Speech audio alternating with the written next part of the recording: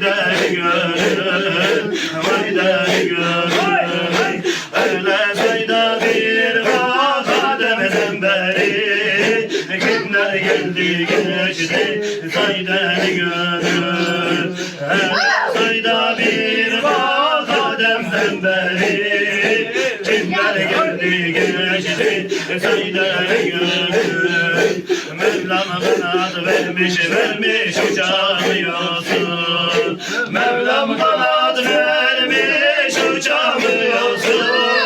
Bu nefsin elinden kaçamıyorsun, kaçamıyorsun. Şu fani dünyadan geçemiyorsun.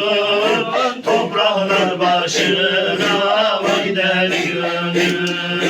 Bu fani dünyadan geçemiyorsun. Topraklar başına vay deli gönül. Ey Allah, Efendim Allahu la ilahe illa hu hayyul kayyum. Kudara tekbira. Allahu Ekber, Allahu Ekber. La ilahe illallah. Allahu Ekber. Allahu Ekber ve lillahil hamd.